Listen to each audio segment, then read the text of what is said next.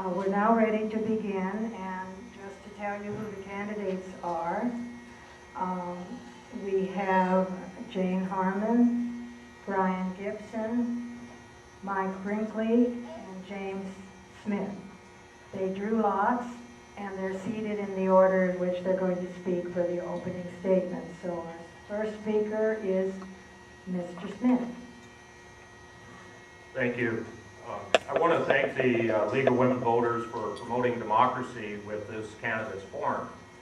And in particular, I want to thank the incumbent Jane Harman for presenting herself to the voters today, especially in light of the news that came out Friday that you're being investigated by the Department of Justice. I think it's brave of you to be here. My name is James Smith. I'm the Peace and Freedom candidate in this election. I'm running for Congress because I believe this is perhaps the most difficult period our country and our democracy has ever faced. We stand at a crossroads. One path will take us further down the road to an authoritarian empire with a weak Congress and an imperial president who is backed by a small class of extremely wealthy and power-hungry people. The other path will reject empire in favor of a democratic society with expanded rights and opportunities for all its people, and respect for the environment, countries, and peoples around the world. I want us to take this path. I want our country to end the war in Iraq immediately and begin a war against global warming. I support an economic Bill of Rights for all Americans. This includes the right to affordable housing, free health care, free excellent education, a decent job, and/or a guaranteed annual income. Any society that can create so many billionaires can surely end poverty and economic uncertainty. Thank you. Thank you. The next speaker will be Ms. Harman. It's a pleasure to be here for my 7th League of Women Voters debate. You do yeoman's work. Your support for public financing, with which I agree, is something that hopefully we can achieve soon in this state. It would clean up elections. I also want to welcome many dear friends. I notice former Mayor Dee Hardison is here. Torrance has a great history of bipartisanship, and that is something that I think is critically important and missing in the present Congress. Terrorism and security are my day job, and I worry a lot about whether our world is safe. I think this administration has let us down on Iraq, Afghanistan, North Korea, and Iran, but I also think there are issues close to home that we can celebrate. The passage of the Safe Ports Act, limiting growth at LAX, saving the Space and Missiles Command for the 4th time, blocking offshore oil drilling, and building greenways like Parc de Playa, which are now underway. I would be honored to have your support again. I believe the next Congress will be under changed management, and I look forward to serving in the majority in the United States Congress. Okay, for Ms. Harman, the latest figure I heard just yesterday from your colleague, Mr. Filner from San Diego, was every 2.5 days, $1 billion are being spent in Iraq. Is this an appropriate use of our resources? And I would like to ask Mr. Smith and Mr. Binkley how they would spend that money. Ms. Harman, you may begin. $8 billion is being spent each month in Iraq. I think I'd have to do the math for a minute to figure it out by the day and the hour, but it's being spent on the wrong things. This administration has failed us miserably in Iraq. I was one who voted for the resolution in Congress, which included the requirement that the president exhaust all diplomatic remedies before waging a war of choice. He didn't exhaust them fully, and he waged that war without a post-war plan, and we're paying an enormous price. Congress has provided a blank check, unfortunately, and we have lost thousands of people, billions of dollars. Thousands of Iraqis have died too because of the inadequate and incompetent planning, and something I recommended 2 years ago I believe will finally happen when this election is over, and that is that Donald Rumsfeld will be retired. Thank you. Yes, of course I'm concerned about the amount of money spent there. It could be better used for the social programs I outlined in my opening statement. But I'm more concerned about the people dying there. There's been more than 2,600 U.S. soldiers have died since the invasion. And the British medical journal Lancet says 650,000 Iraqis have died. That's more people than there are in the entire 36 congressional district, if you can imagine that. I want our troops out of there today. Tomorrow there will be more dying. The day after that there will be more dying.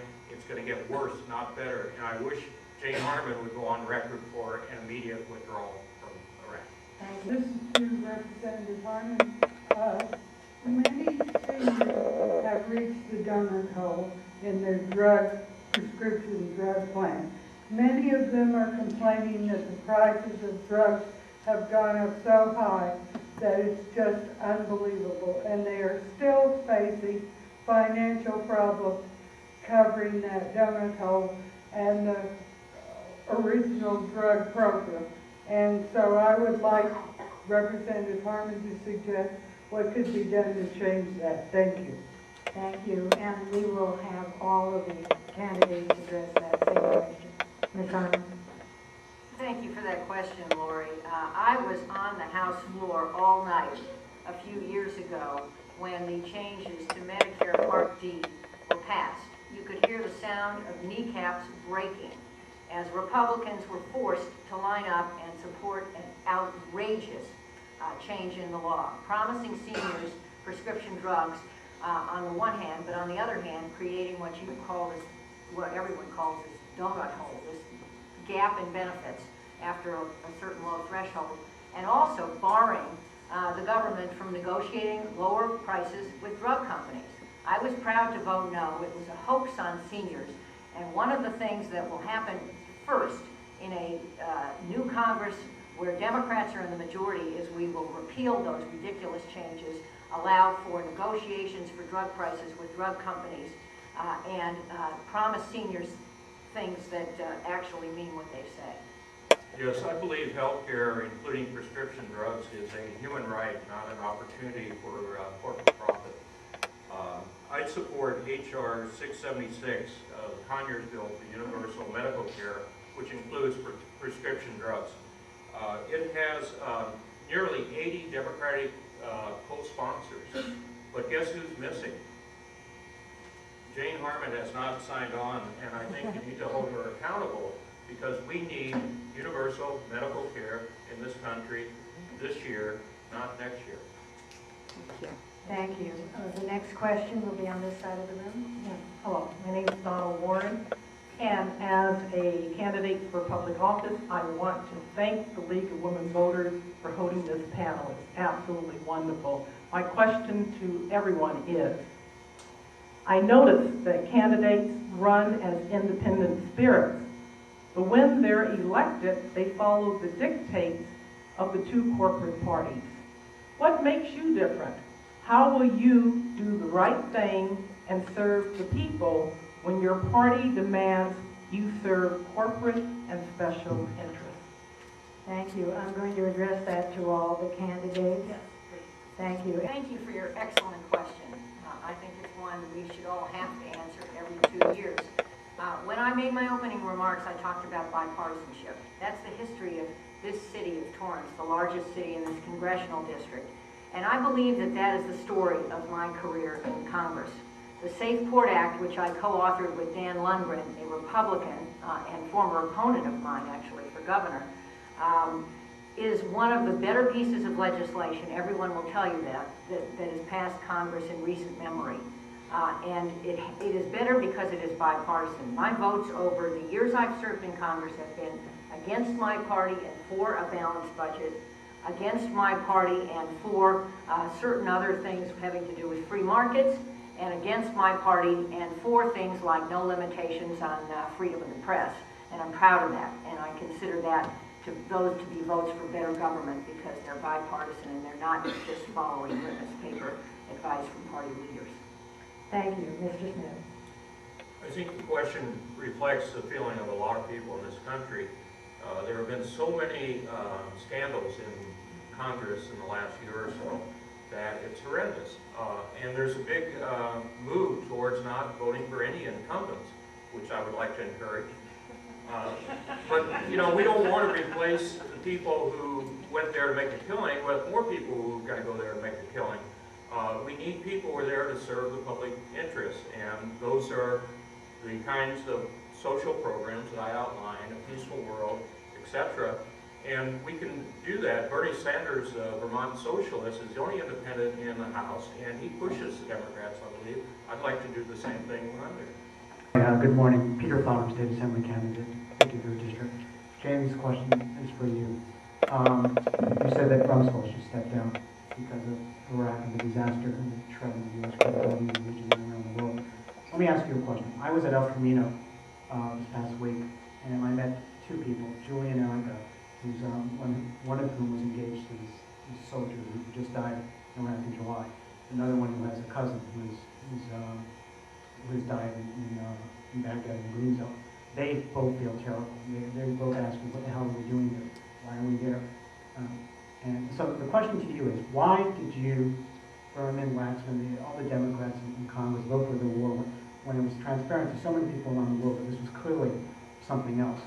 And I ask you, this is my question, respond to James Smith's question to you early on when he made his opening statement. When do you want the U.S. troops in the region to come home? Now, or phased withdrawal, or in the distant future? Well, thank you for that. It is a tragedy when Americans go into war without a plan, without adequate protective gear, and sadly pay the highest price. I surely agree with that point. I voted for the Iraq resolution because I believed the intelligence that I saw that showed that there were weapons of mass destruction in the country and we were under imminent threat.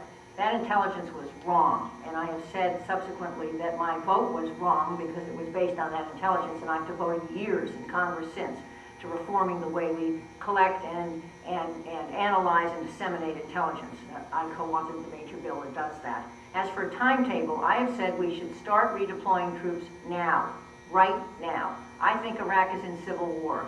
But the timetable should be set by our generals in consultation with the Iraqis. I do agree with Mr. Gibson that we have some political objectives we need to achieve in Iraq. I'm for that, but I think they can be better achieved if we reduce and ultimately eliminate our military footprint in Iraq. Thank you, Mr. Smith. I think it's a sad day when we allow our generals to decide what we're going to do in a political context. And I wish I could ascribe this to just being misinformed on Ms. Harman's part, but the fact is she's been consistently following the Bush agenda and the military's agenda by voting for the Patriot Act over and over, and she knew about the NSA spying since 2003, and her friend Peter Hoekstra said that she had no problems with it at all until, I think, January of 2006. So, you know, this is a pattern here, and it's the kind of pattern we have to change. If we're going to have a peaceful world, we have to make that effort in the Congress of the United States. Thank you. The next question.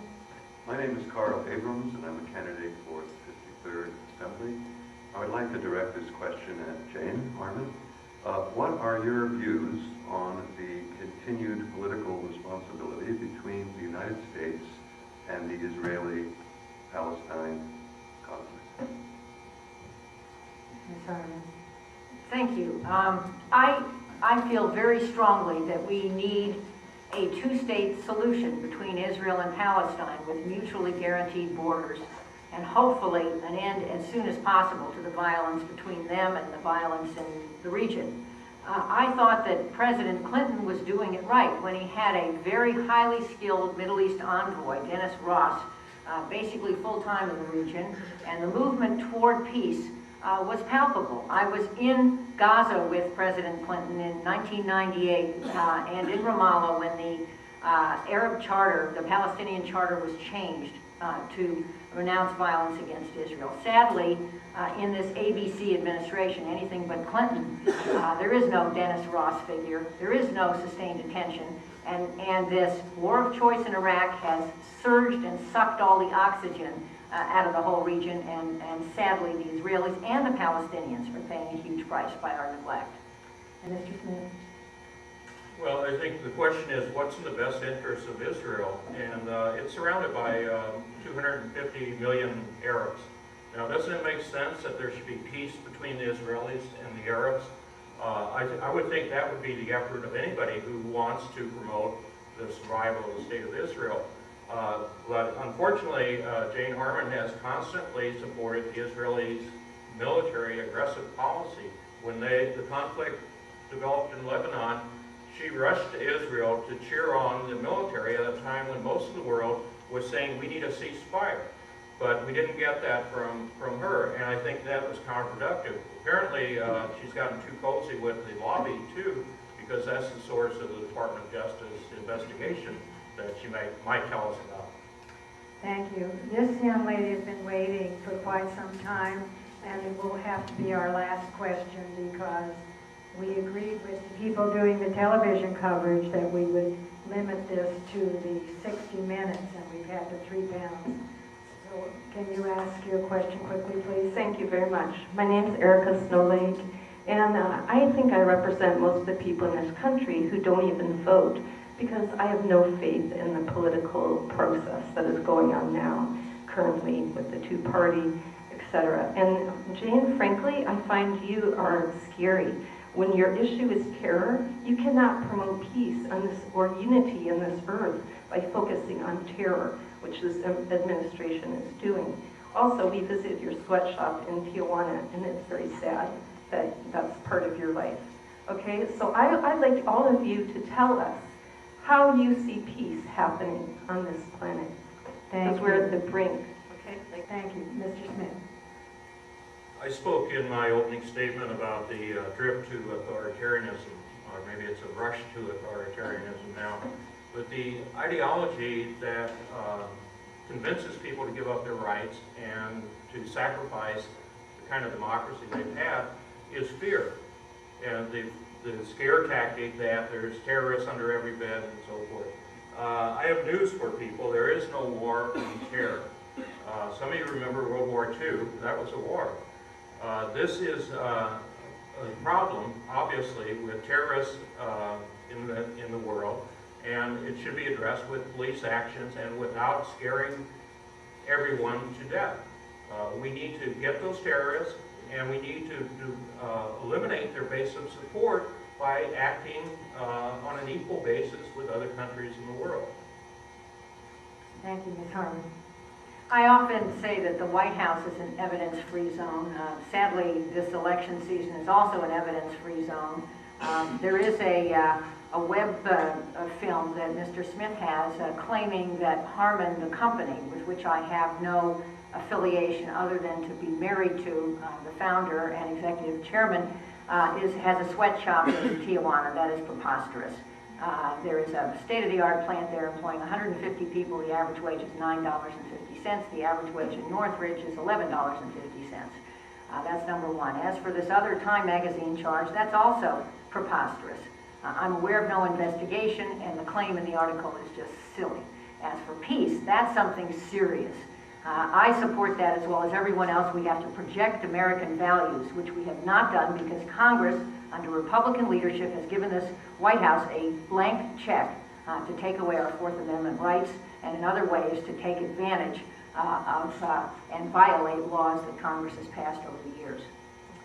Thank you. We're ready now for the closing statements, and we will have them presented in the reverse order as we originally began. So thank you, Ms. Harman. Again, I want to thank the lead for conducting this debate and thank my opponents for participating. I thought the discussion was interesting. I agree with each of you on some of the points that you raised, and I wish you good luck November 7th. I'm asking for everyone's vote to return to Congress because I think it will be a totally different Congress. This time we will restore, change the majority, and we will have Democrats in charge for the first time in many, many years, and we will finally abolish the majority of the majority rule that Dennis Hastert, whom Mr. Gibson will vote for as his first vote in Congress should he be elected, established. We will have the ability to amend bills, to debate issues like immigration seriously. That fence vote in the House was a campaign brochure. It meant nothing. 700 miles of fence along a 2,000-mile border that wasn't even paid for. I voted 7 times for freestanding bills to add border guards and detention beds because, like you, Mr. Gibson, I do think illegal immigration should be stopped. I didn't vote or participate in this administration's decision to stop imposing employer sanctions under present law. That has doubled the amount of illegal immigration in the last 6 years.